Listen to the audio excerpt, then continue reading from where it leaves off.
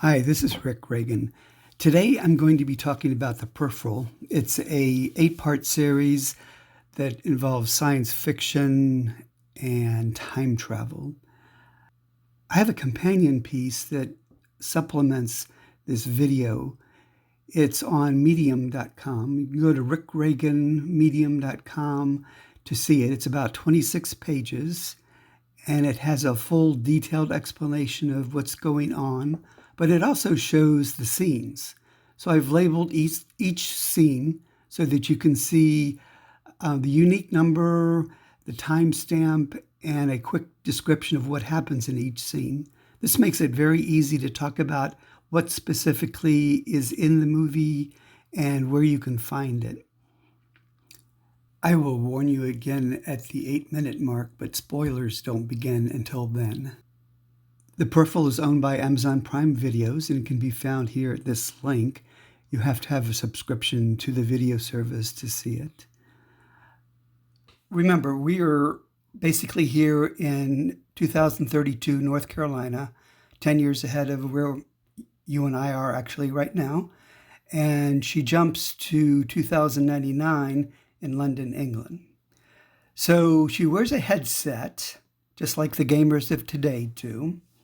Her body stays in North Carolina, but her consciousness travels to 2099 London. And she does this by the magic of quantum tunneling.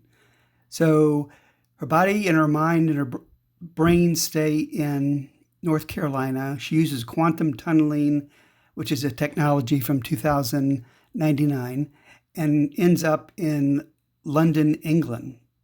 Here is a peripheral that is made to look exactly like her, and it's basically a robot that can walk around and talk and do most anything normal humans can do. It catches her consciousness from the quantum tunneling, and she basically lives inside that robot. She can think, feel, see, and remember.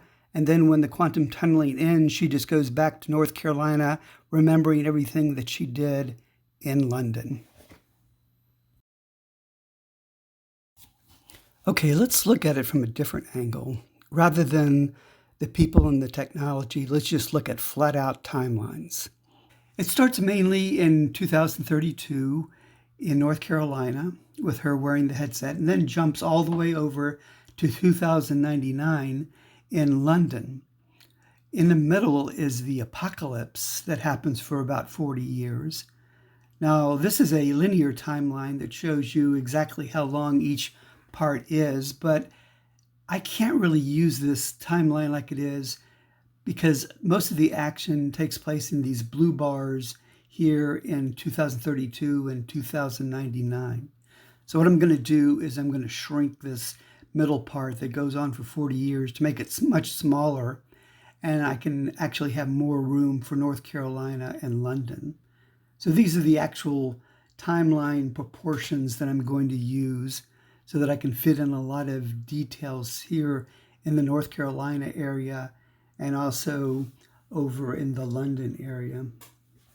Here's a full picture of the 14 time travels that Flynn Fisher makes when she's in the Peripheral through the 8 episodes. The blue boxes here at the top show you each and every time travel, and number 2 in North Carolina corresponds to number 2 in London. And all the numbers below these are the scenes that happen when the time traveling is not going on. So basically there's a 62 time travel and a 63 scene after that. Let's talk about quantum tunneling a little bit. Quantum tunneling is their technique to move the consciousness from North Carolina in 2032 up to England in 2099. It's really a time travel of the consciousness only, not of the actual person. Let me give you an example. Here we see the full timeline, and we see scene 1 is not a time travel, scene 2 and 3 are. So if we jump back over to the document at medium.com, to the first scene, which is 001, that corresponds to the 1 that we saw on the earlier chart, and 002, which is 2 on the chart. We see the timestamp and a brief text description, and scenes 2 and 3 talk about the time travel. Okay, let's look at 4 scenes that are interesting. I'm going to scroll down here and go to the scene where Connor takes control of Flynn's Peripheral and everybody's in a panic. Here you see Osen running towards the kitchen and he's holding his arm. This is kind of peculiar because we don't see anything before this to indicate he might have injured himself. So it looks like they might have had a scene before this that they cut out and just didn't bother to reshoot this one. Okay, we'll move on to another one. There's a very interesting transition at this point from big town London to small town North Carolina. I'm not sure if this means anything, but it's such an artful transition that they could be implying something. But I'd be curious to know if you have any ideas on what it might be. Scrolling on to yet another area of interest is the fight between Flynn and Charisse.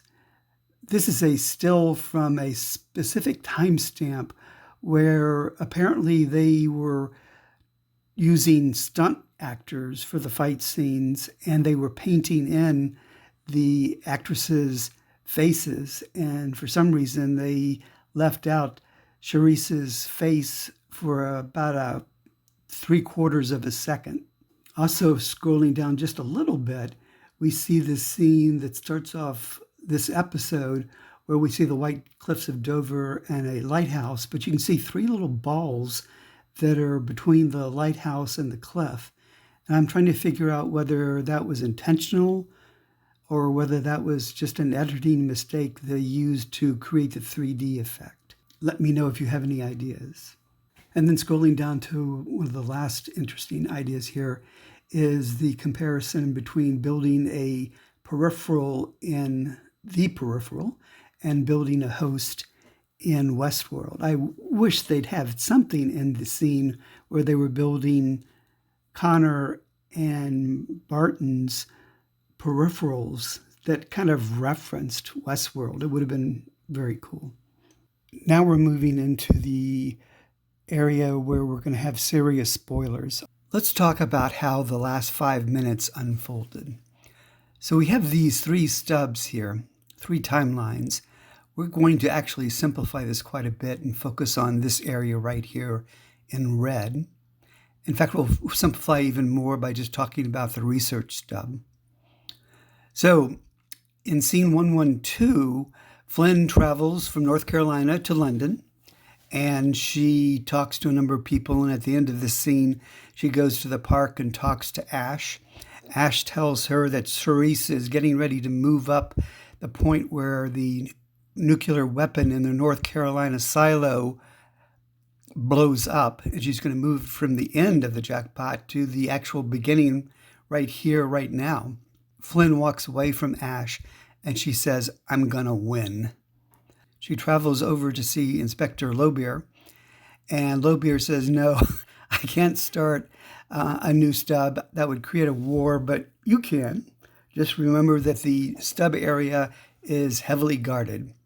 So Flynn goes over and defeats all the guards, creates a new stub, and crushes the clock so that Charisse can't find out where she is. So here we go. We're creating a new stub in scene 114. And now we have 2 stubs. We have the Research Institute stub and the new one. Flynn is alive in both. So there are 2 Flynns and 2 different timelines. She's alive in the research stub because she just created a new one, and she's alive in the new one there as well. So right now, as we can see over here, she's in London in 2099 in both of these stubs. She goes back from London all the way back to North Carolina in scene 118 and talks to Connor, of course, and then takes a walk in the woods. Connor shoots Flynn in the woods in the research stub in B, but remember, she is still alive here in the C stub, but dead in the research stub. And now through the magic of quantum tunneling, we see Flynn talking to Inspector Lobeer. This is in the new stub. We can say that with confidence because Flynn is dead in the Research Institute stub. And this is how the season ends, is with Inspector Lobeer saying, "Are you ready to begin?" This is the final part of our review, and we're going to go deep. So if this is too technical, please feel free to click on another video.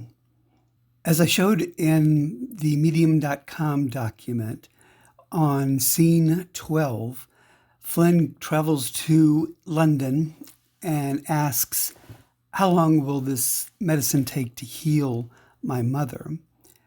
And what Lev says is, "It'll take a while." This is actually the wrong answer. This is a reoccurring logical error in the peripheral, and I'd like to explore that with you now. Lev is 67 years out from when Jenna took the medicine, so he can tell her full well that she took the medicine and she got better that night. Let's take an example.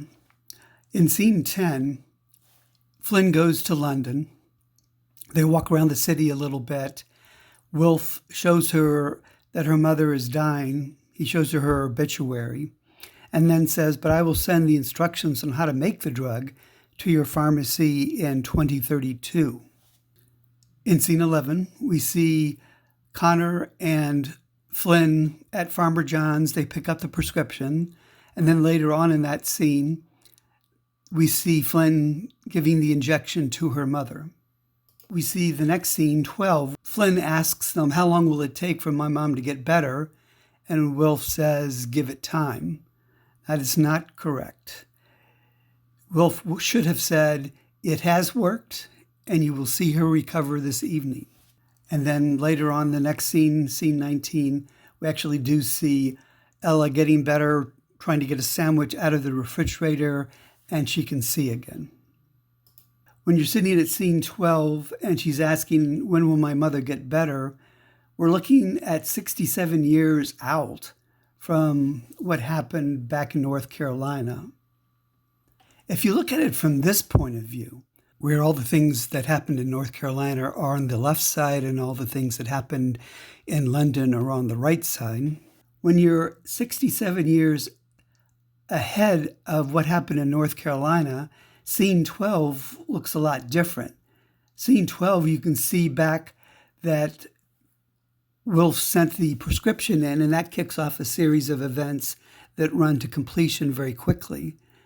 Scene 12, they can see she went to the pharmacy, she gave the injection, and Ella was better that evening. So I compiled a list of interventions, if you will, that happened at London that affected North Carolina. Let me give you two examples. For example 1, in scene 3, Alita loads the RI secrets into Flynn's brain as bacteria. And then she goes back to North Carolina. It'll set up a sequence of events that'll happen automatically. If they don't happen, if Alita doesn't load these secrets, then Charisse will not want to kill Flynn because there are no stolen secrets. Flynn will not have seizures because the bacteria is not in her head. And Charisse will not kill Mariel since Mariel has not stolen any information. Another thing is for Bob. Bob is hired to kill Flynn and the family by somebody in London. If Bob didn't do this, there would be no bridge scene where Bob tries to kill people in North Carolina. Tommy won't get the doodad to kill Corbell because Bob never brought the doodad up from Florida. And Bob cannot kill Corbell's wife because he's still down in Florida. He's not been hired yet. So basically what we're saying here is each of the interventions that London does in 2099, Flynn goes back and carries them out, kicks off a set of sequences. In scene 3, these are 3 sequences that happen because of that. And they're done automatically. So anytime somebody goes back to London, they can already see, yes, those have been done. And Bob has already done these things here.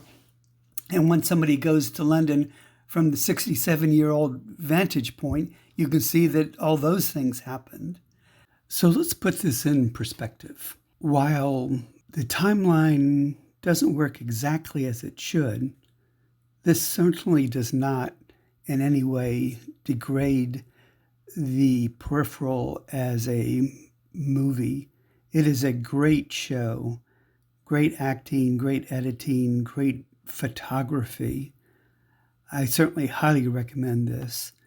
I can promise you that anybody that likes good science fiction will love The Peripheral. Thanks for listening.